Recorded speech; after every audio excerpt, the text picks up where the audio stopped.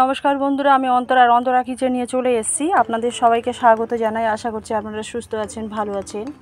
আর আমি আজকের একটা চিংড়ি মাছের রেসিপি নিয়ে চলে এসেছি। আমি প্রথমে অল্প করে নুন দিয়ে দিচ্ছি আর অল্প হলুদ মাখিয়ে নিচ্ছি। আর এটাকে আমি 5 মিনিটের জন্য রেস্টে রেখে দেবো।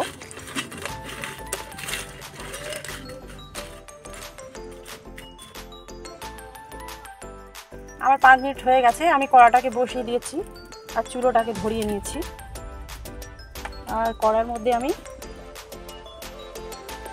সর্ষের তেল দিয়ে দিচ্ছি। এখানে আপনারা চাইলে সাদা তেল ব্যবহার করতে পারেন।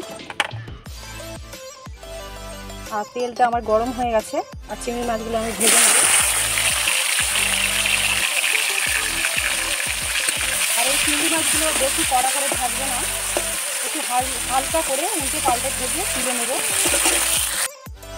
চিংড়ি মাছগুলো ভাজা হয়ে গেছে আর আমি উল্টে পাল্টে উঠিয়ে নিচ্ছি।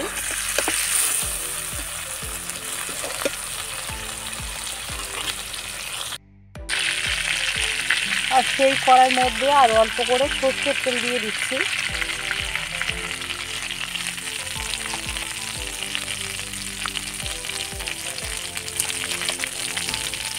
দারচিনি আর এলাচ দিয়ে দিচ্ছি ফোড়নে। আর দিয়ে দিচ্ছি আমি বড় সাইজের 2টো পেঁয়াজ।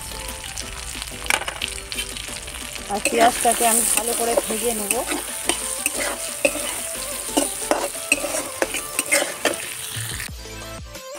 পেঁয়াজটাকে আমি একটু লাল করে ভেজে নিয়েছি। আর এবারে আমি আদা রসুনের পেস্ট 1 চামচ, পুরো ফুল 1 চামচ দিয়ে দিয়েছি। আর এর কাঁচা গন্ধ যাওয়া পর্যন্ত নেড়ে চেড়ে নেব। আর এর কাঁচা গন্ধটা চলে গিয়েছে। আর আমি এবারে একটা মিডিয়াম সাইজে টমেটো পেস্ট করে রেখে দিয়েছিলাম দিয়ে দিচ্ছি। আর এটাকেও ভালো করে নেড়ে এর গন্ধটা না যাওয়া পর্যন্ত একে কষতে থাকবো। আর ভালো করে আমি কষে নিয়েছি।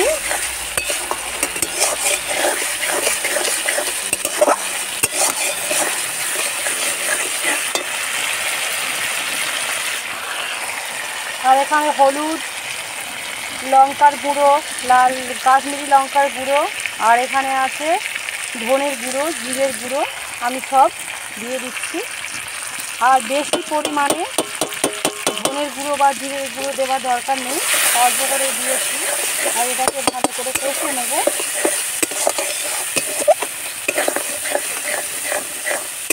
ততক্ষণ কষবো যতক্ষণ না মশলা থেকে তেলটা ছেড়ে যায়।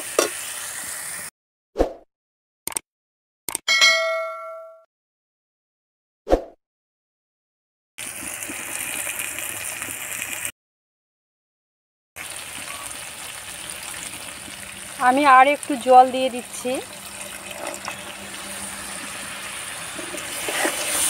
দিয়ে মশলাটাকে ভালোভাবে আর একটু করে ভালো করে কষিয়ে নিচ্ছি।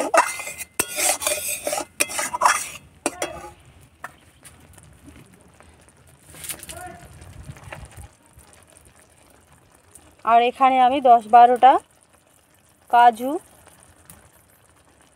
বেটে রেখে দিয়েছিলাম, সেটাকে আমি দিয়ে দিচ্ছি।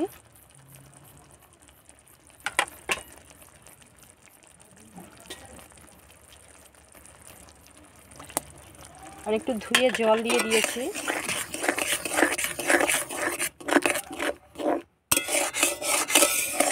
আর আপনারা চাইলে এখানে চীনা বাদামও ব্যবহার করতে পারেন, কাজু বাদাম না থাকলে। আমি এবার একটু নুন দিয়ে দিচ্ছি। আর একটু বারে বারে নাড়তে হবে, কারণ কাজু বাদাম দিয়েছি নিচে ধরে যেতে পারে।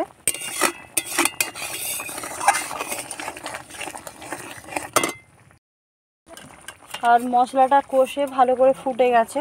আর এবার চিংড়ি মাছগুলো দিয়ে দিচ্ছি। চিংড়ি মাছ দিয়ে বেশিক্ষণ ফুটাতে হবে না, খুব তাড়াতাড়ি হয়ে যাবে। আর আমি চিংড়ি মাছগুলো দিয়ে দিয়েছি, দিয়ে একটু ঢেকে দিয়েছি। আমার হয়ে গিয়েছে। আর আমি অল্প করে চিনি দিয়ে দিচ্ছি। চিনিটা অপশনাল, নাও দিতে পারেন। আর একটু ফুটে গেলে নামিয়ে নেব।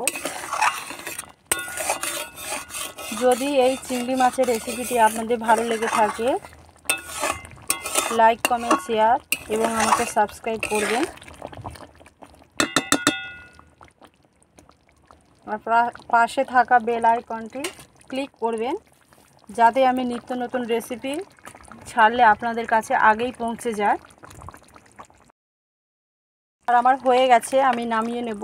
উপর থেকে আমি একটু কাঁচা লঙ্কা ছিঁড়ে দিয়েছি আর অল্প করে ধনে পাতা ছড়িয়ে দিচ্ছি। আর এবার নামিয়ে নেব। আর আমার এই দো পেঁয়াজিটি হয়ে গিয়েছে। আর এই চিংড়ির দো পেঁয়াজিটি যদি আপনাদের ভালো লেগে থাকে, লাইক কমেন্ট শেয়ার এবং সাবস্ক্রাইব করবেন, আমার সঙ্গে থাকবেন। আর আপনারা সবাই সুস্থ থাকবেন, ভালো থাকবেন। আর আমি আগামী একটা রেসিপি নিয়ে আবার ফেরত আসবো। সবাইকে ধন্যবাদ।